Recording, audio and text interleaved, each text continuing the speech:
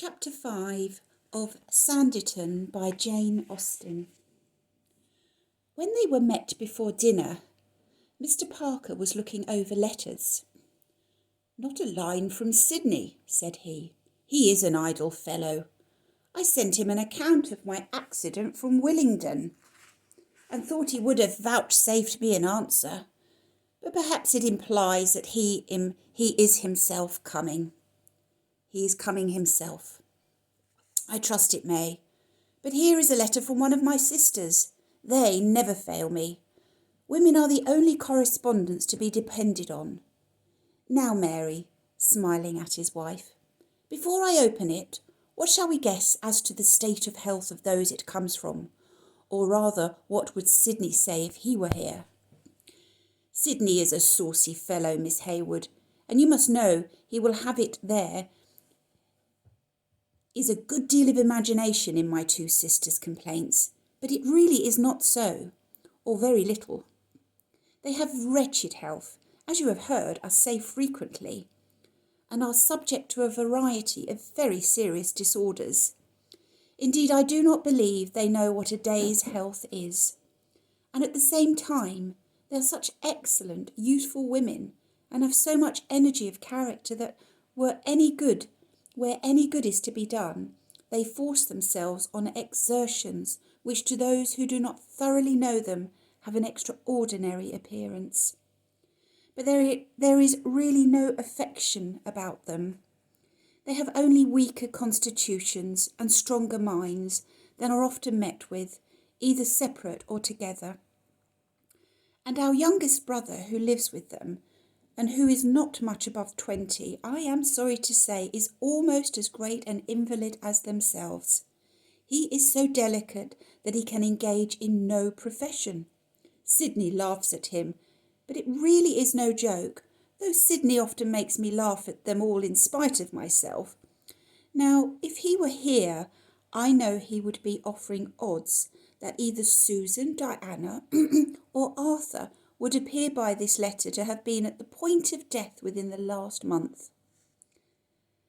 Having run his eye over the letter, he shook his head and began. "No chance of seeing them at Sanditon, I'm sorry to say. A very different account of them indeed. Seriously, a very indifferent account. Mary, you will be quite sorry to hear how ill they have been and are.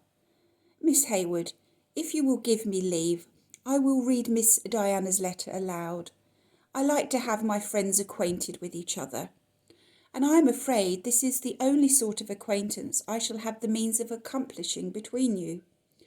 And I can have no scruple on Diana's account, for her letters show her exactly as she is, the most active, friendly, warm-hearted being in existence, and therefore must give a good impression."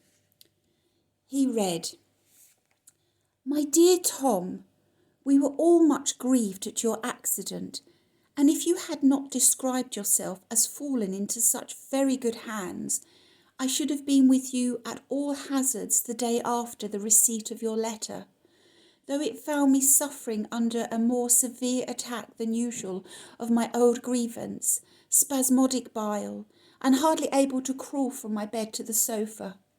But how were you treated? Send me more particulars in your next.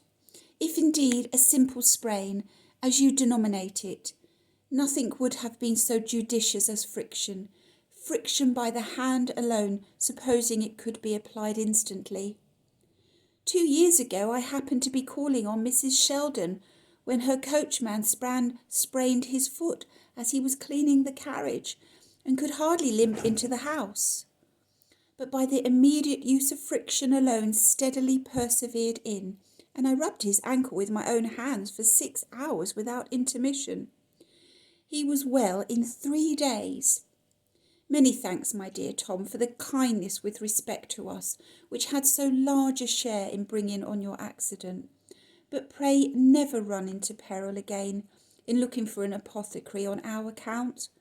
For had you the most experienced man in his line settled at Sanditon, it would be no recommendation to us. We have entirely done with the whole medical tribe.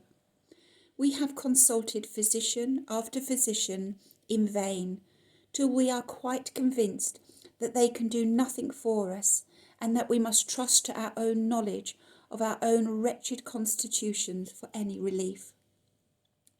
But if you think it advisable for the interest of the place to get a medical man there, I will undertake the commission with pleasure, and have no doubt of succeeding.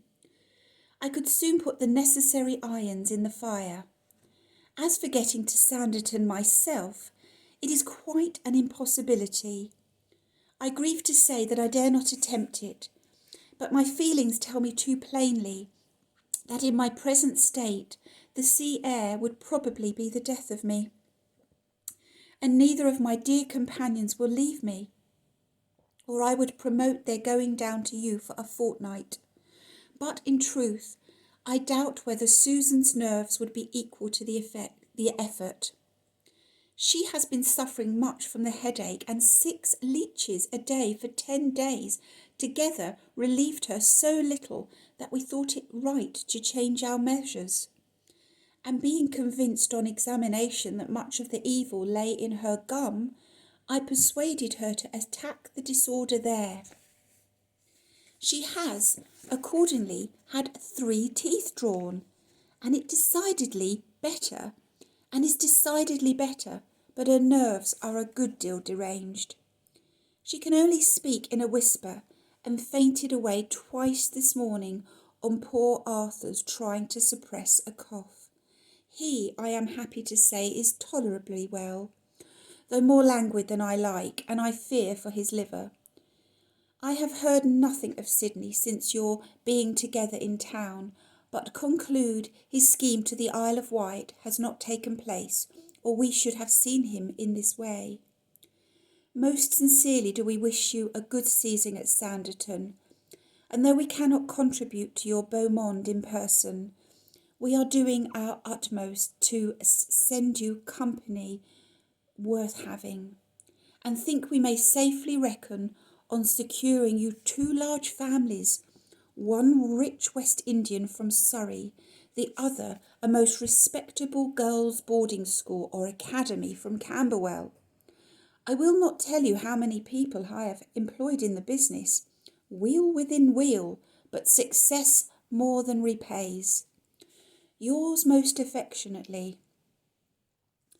Well, said Mr. Parker as he finished, though I dare say Sidney might find something extremely entertaining in this letter, and make us laugh for half an hour together, I declare I, by myself, can see nothing in it but either what is very pitiable or very creditable.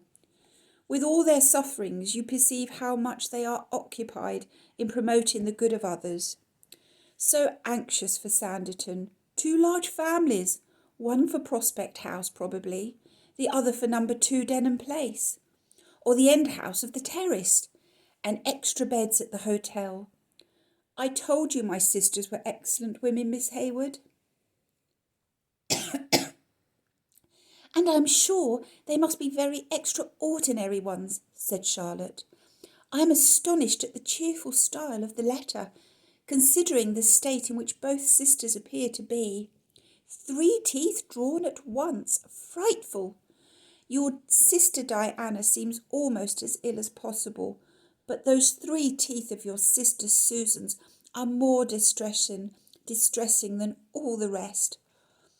Oh, they are used to the operation, to every operation, and have such fortitude. Your sisters know what they are about, I dare say, but their measures seem to touch on extremes. I feel that in any illness I should be so anxious for professional advice, so very little venturesome for myself or anybody I loved. But then we have been so healthy a family that I can be no judge of what the habit of self-doctoring may do. Why, to my own truth, said Mrs. Parker, I do think the Miss Parkers carry it too far sometimes. And so do you, my love, you know. You often think they would be better if they would leave themselves more alone. And especially Arthur. I know you think it a great pity they should give him such a turn for being ill." "Well, well, my dear Mary, I grant you, it is unfortunate for poor Arthur that at his time of life he should be encouraged to give way to indisposition. It is bad that he should be fancying himself too sickly for any profession, and sit down at 21 on the interest of his own little fortune, without any idea of attempting to improve it, or engaging in any occupation that may be of use to himself or others. But let us talk of pleasanter things. These two large families are just what we wanted, but here is something at hand, pleasanter still, Morgan with his dinner on table." End of chapter 5.